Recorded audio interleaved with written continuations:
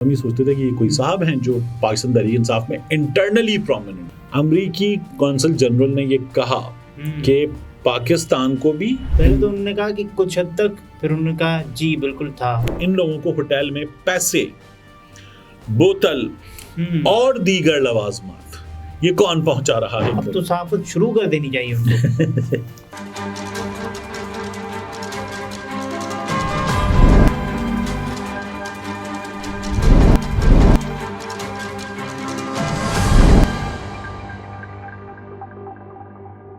अस्सलाम वालेकुम, मैं हूं अब्दुल सत्तार। आप अलग न्यूज़ देख रहे हैं। तारिक मतीन हमारे साथ हैं। इमरान खान अब नहीं बचेगा, ये अमरीकी ने एक पीटीआई रहनुमा के घर में ये बात कही थी। अब इमरान खान साहब जेल में हैं, लेकिन सच आखिरकार सामने आ ही गया है। तो ये सच साहब ने बोला है।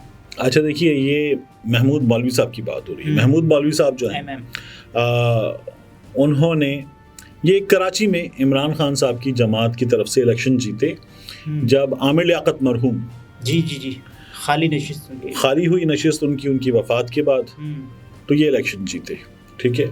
और इलेक्शन ऐसे जीते ये कि तमाम लोग एक तरफ थे, सबने मिलके इलेक्शन लड़ा। पीपल्स पार्टी, MQM, PMLN सब मिल गए। पिक्चर भी आई थी 13 जमाती इत्तेहाद, और वो सब एक तरफ और महमूद मौलवी एक तरफ। और महमूद मौलवी का नाम इससे पहले सियासत के उफक पर कोई नहीं जानता था, किसी को पता ही नहीं था कि कौन है। इनको हम जानते क्या थे कि अली ज़ैदी साहब के साथ ये, और इनके साथ जो कराची का मेयर बनने के उम्मीदवार थे अशरफ जब्बार, ये लोग अली ज़ैदी साहब के साथ साथ नजर आते थे। तो हम ये सोचते थे कि ये कोई साहब हैं जो पाकिस्तान तहरीक इंसाफ में इंटरनली प्रोमिनेंट है जी, not to the public but internally prominent हैं। तो ये हमें नजर आते थे मुख्तलिफ जगहों पर। तो फिर महमूद मौलवी साहब ने इलेक्शन जीत लिया। जब इलेक्शन जीते तो पता चला कि ये ताजिर हैं। महमूद मौलवी साहब शिपिंग के कारोबार से वाबस्ता हैं, इंपोर्ट एक्सपोर्ट का भी इनका बिजनेस है, कश्तियां चलाकर काम करते और कश्तियां चलाकर काम करते हैं। तो महमूद मौलवी साहब जो हैं ये जीत गए। अच्छा, इमरान खान साहब की हुकूमत जा चुकी थी और महमूद मौलवी जीत चुके थे, बड़ी खबर थी। उसके बाद महमूद मौलवी थोड़े से प्रोमिनेंट हुए कि हलफ वगैरह हो गया और एक बंदा पाकिस्तान तहरीक इंसाफ का असेंबली में है।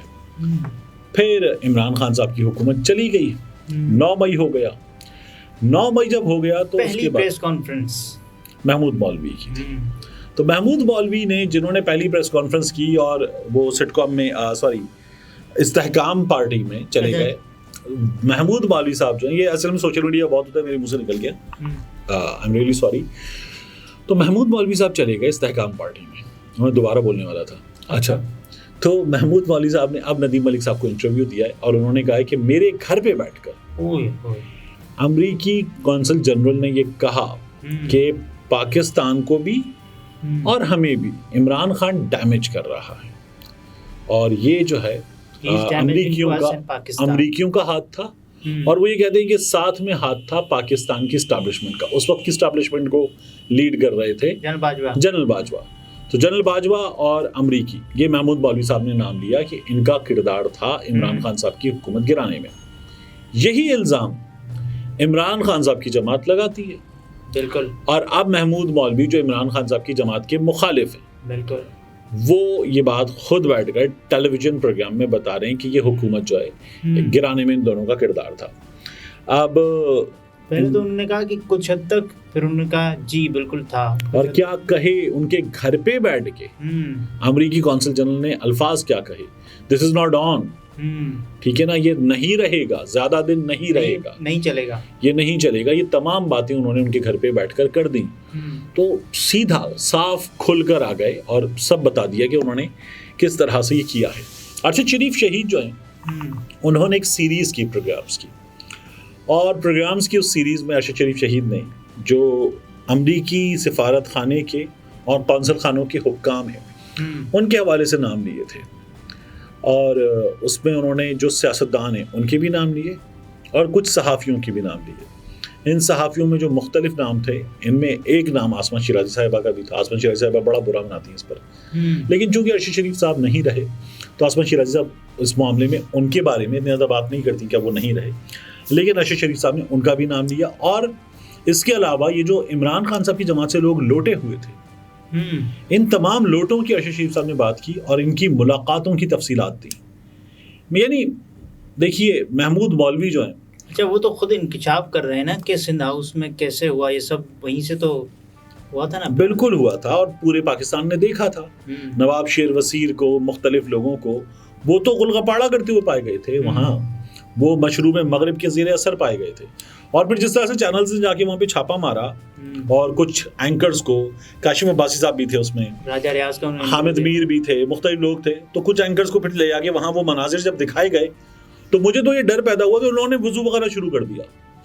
मुझे ये डर पैदा हुआ कि जो हमारे मुकेश कुमार साहब हैं ये भी कहीं वुजू ना करना शुरू कर दें। इस तरह के इतनी शिद्दत से एक के बाद एक वुजू करते हुए लोग नजर आ रहे थे, तो मुझे लगा कि कोई अकलीती बिरादरी का बंदा जज्बा रूहानी से सरचार हो। तो खैर ये तमाम चीज़ें हुई थी। फिर उसके बाद ये तमाम चीज़ें जो है वो इस्लामाबाद के मैरियट होटल तक भी गई थी और मैरियट होटल में इमरान रियाज, देखिए अब अरशद शरीफ के बाद अगला जो नाम था इमरान रियाज, उन्होंने एक पूरी स्टोरी की और बताया कि इन लोगों को होटल में पैसे, बोतल और दीगर लवाजमात ये कौन पहुंचा रहा है, किस तरह से पहुंचा रहा है और ये क्या क्या मांग रहे हैं, मतलब वो मसाज की फैसिलिटीज़ वगैरह होटल में अवेल कर रहे थे। हम आगे दोबारा मौजू से हट जाएंगे। तो महमूद मौलवी साहब के घर पे बैठकर अमरीकियों ने एतराफ़ किया कि इमरान खान नहीं चलेगा और इन अज़ाइम का इजहार कर दिया, और जो अमरीकियों ने कहा था वो हुआ। एब्सोल्युटली नॉट क्यों कहता है ये हमें। हाँ, तो ये बाकायदा तौर पर साफ सामने आया। इमरान खान साहब से जो प्रॉब्लम थी, जिसका नहीं कहते कि नहीं जी ये डोनाल्ड लू ने हुकूमत गिरा दी, बस इतना नीचे आ गए, डोनाल्ड लू ने हुकूमत गिरा दी। तो अब क्या सामने आ रहा है कि वहाँ डोनाल्ड लू से मुलाकात करने वालों में असद मजीद साहब थे जी, डिफेंस अताशी भी थे।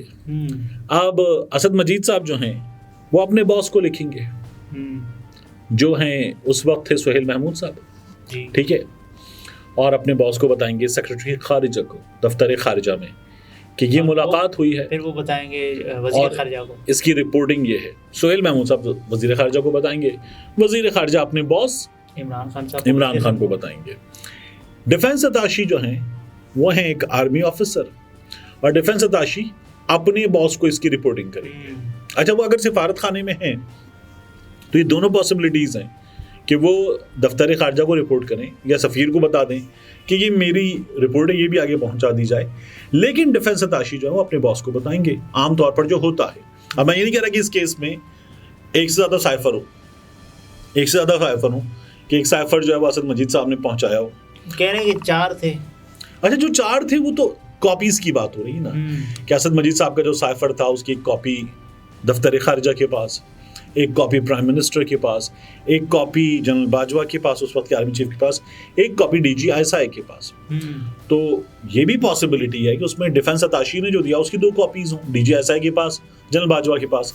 तो एरोनॉटिकल कॉम्प्लेक्स कामरा में क्या हुआ था, वहाँ जनरल बाजवा साहब ने दिखाया था इमरान खान साहब को, 11 मार्च थी, और कहा था कि ये साइफर आया है। इमरान खान साहब ने कहा आती रहती है। सलीम साहब की तो कह रहे हैं रंग इसका नहीं है, वो पीला होता है, वो पीले ही तो येलो इसलिए साफत नहीं छोड़ो। हाँ, अब तो साफत शुरू कर देनी चाहिए उनको।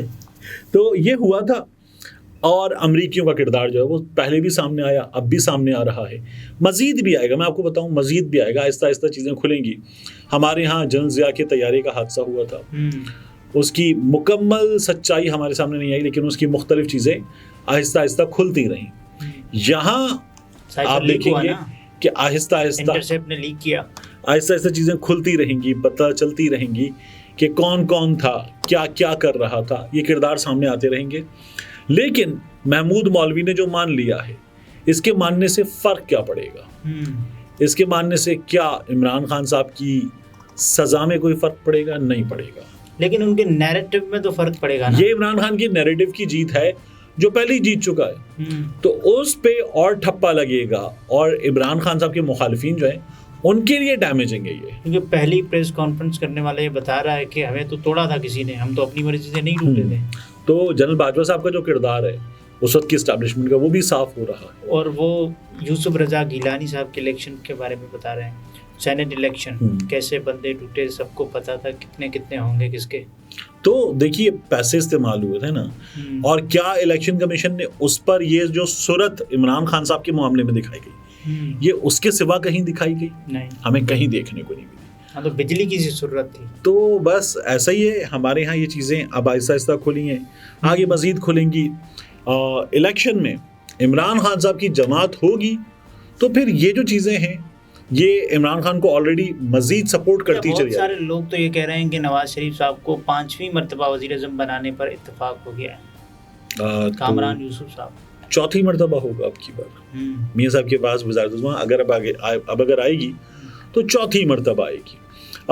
वैसे वज़ारत-ए-उज़्मा तो मियाँ साहब ही चला रहे थे ना, शहबाज साहब की। अच्छा, तो देखिए मियाँ साहब जो हैं वो, उनके बारे में ये खबर तो है कि मियाँ साहब जो हैं वो वज़ीर-ए-आज़म बनेंगे, और उमर चीमा साहब ने कहा था ये जियो पर बैठकर कि इस बात पर इत्तेफाक हो गया, तय हो गया है कि मियाँ साहब वज़ीर-ए-आज़म बनेंगे। मतलब तय कौन करता है?